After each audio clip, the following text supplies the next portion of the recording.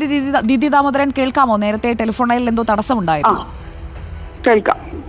ഇന്ന് മുഖ്യമന്ത്രിയോട് പ്രധാനമായും ഏതൊക്കെ കാര്യങ്ങളാണ് നിങ്ങൾക്ക് ഇനിയും എന്തെങ്കിലും ആശങ്കകൾ ഉള്ളതാണോ അതോ തുടർ നടപടികളാണോ ചർച്ച ചെയ്തത്? തുടർ നടപടികൾ തന്നെയാണ്. അതിനുവേണ്ടി കാത്തിരിക്കുകയായിരുന്നു. മുഖ്യമന്ത്രിന്റെ ഒരു കൂടിക്കാഴ്ച അന്ന് കഴിഞ്ഞ തവണ പോയവര് തന്നെ ആ കത്തിന്റെ ബാക്കി എന്ത് ചെയ്യാൻ പറ്റും, നമ്മൾ അന്ന് അപേക്ഷിച്ച കാര്യങ്ങള് പാതിയിൽ നിൽക്കുകയാണ്. അപ്പൊ അതിനെ മുന്നോട്ട് കൊണ്ടുപോകാൻ തന്നെയായിരുന്നു ഉദ്ദേശം. പെട്ടെന്ന് കാണാമെന്നുള്ള തീരുമാനം ഉണ്ടാവാൻ കാരണം ഇന്നലത്തെ പല സംഭവ വികാസങ്ങളും നമുക്ക് കുറച്ച് ക്ലാരിറ്റി വേണമായിരുന്നു. അതായത് WCC ഇത് പുറത്തു വരണം എന്ന് പറയുമ്പം WCC ഉദ്ദേശിക്കുന്നത് സമ്പൂർണ്ണമായിട്ട് പുറത്തു വരാനല്ല എന്നുള്ള ഒരു തിരിച്ചറിവ് ഉണ്ടാവണമല്ലോ. അത് നമുക്കറിയാം. റൈറ്റ് ടു പ്രൈവസി എന്ന് പറയുന്നത് അത് സംരക്ഷിച്ചുകൊണ്ടായിരിക്കണം വിവരങ്ങൾ പുറത്തു വരേണ്ടത് എന്നുള്ള കാര്യം ഒന്നും കൂടെ ക്ലിയർ ആയിട്ട് പറയണം എന്നുണ്ടായിരുന്നു. ഇപ്പൊ SIT വന്നാലും അതെ, നമ്മൾ മൊഴി കൊടുത്ത ആൾക്കാർക്ക് അവർക്ക് താല്പര്യമുണ്ടെങ്കിൽ അത് മുന്നോട്ട് പോവാം. അവരുടെ മേലെ മറ്റൊരു ഫോഴ്സും ഉണ്ടാവാൻ പാടില്ല തുടങ്ങിയിട്ടുള്ള കുറെ കൺസേൺസ് ഉണ്ടായിരുന്നു.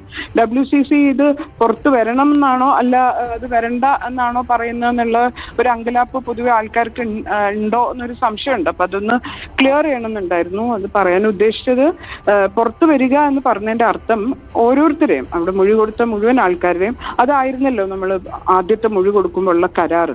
അതിന് ഒരു ലംഘനം ഉണ്ടാവാൻ പാടില്ല എന്ന് CMന്റെ അടുത്താണ് നമ്മൾ ആദ്യമായിട്ട് ഇങ്ങനെ ഒരു പഠന റിപ്പോർട്ട് വേണം എന്നുള്ളത് ആവശ്യപ്പെടുകയും സ്ത്രീകളുടെ പ്രശ്നം അവതരിപ്പിക്കുകയും ഒക്കെ ചെയ്തു. അതിനെ തുടർന്നാണ് ഇങ്ങനെ ഒരു ഹേമ കമ്മിറ്റിയെ നിയോഗിക്കുന്നത് പോലും. അപ്പൊ അതുകൊണ്ട് തന്നെ അതേ പോയിന്റിൽ നിന്നുകൊണ്ട് ഇവരുടെ എല്ലാവരുടെയും അവിടെ മൊഴി കൊടുത്ത എല്ലാ ആൾക്കാരുടെയും പ്രൈവസി പ്രൊട്ടക്ട് ചെയ്യപ്പെടേണ്ടതുണ്ട് എന്ന് ഒന്നുകൂടെ ഉറപ്പിച്ച് പറയാൻ വേണ്ടിയാണ് ഇന്ന് പോയത് കാര്യമായിട്ട്.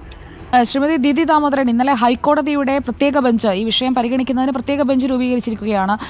പ്രത്യേക ബെഞ്ച് പറഞ്ഞ പ്രധാനപ്പെട്ട കാര്യം ഇരയുടെയും അതുപോലെ തന്നെ ആരോപണ വിധേയനായിട്ടുള്ള വ്യക്തിയുടെയും സ്വകാര്യത സംരക്ഷിച്ചുകൊണ്ടുള്ള ഒരു അന്വേഷണത്തിലേക്ക് വിവരങ്ങൾ ഫാക്ട് ഫൈൻഡിങ്ങിലേക്ക് SIT കടക്കണമെന്നാണ്. SITക്ക് ഇപ്പോൾ റിപ്പോർട്ടിന്റെ പൂർണ്ണരൂപം കൈമാറാൻ പോവുകയാണ് സർക്കാർ. അന്ന് WCCയുടെ കൂടി സഹായത്തോടെ ആയിരിക്കുമല്ലോ കൂടുതൽ പേരും ഹേമ കമ്മിറ്റിക്ക് മുന്നിൽ എത്തിയത്.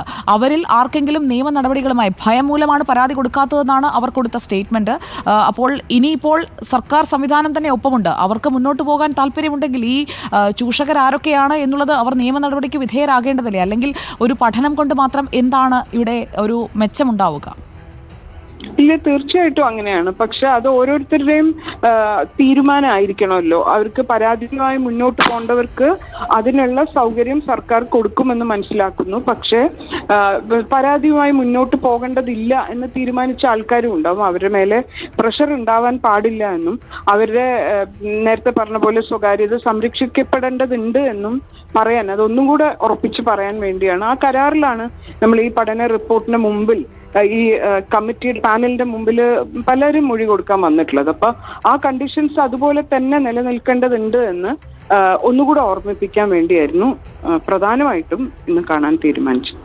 ഇപ്പോൾ അതിൽ പോക്സോ എടുക്കേണ്ടതടക്കമുള്ള പല കാര്യങ്ങളും മെൻഷൻ ചെയ്തിട്ടുണ്ടെന്നാണ് മനസ്സിലാക്കാൻ കഴിയുന്നത്. ആ കുറ്റക്കാരൊക്കെ അവർ ശിക്ഷിക്കപ്പെടണ്ടേ? അല്ലാതെ പഠിച്ചിട്ട് മാത്രം എന്ത് കാര്യം? ശ്രീമതി ദിതി ദാമോദരൻ, പഠനം മാത്രം മതി എന്ന് അതിനകത്ത് അർത്ഥമില്ല. അതിൽ മൊഴി കൊടുത്തവർക്ക് പരാതിയുമായി മുന്നോട്ട് പോവാൻ താല്പര്യമുള്ളവർക്ക് മുന്നോട്ട് പോകാം.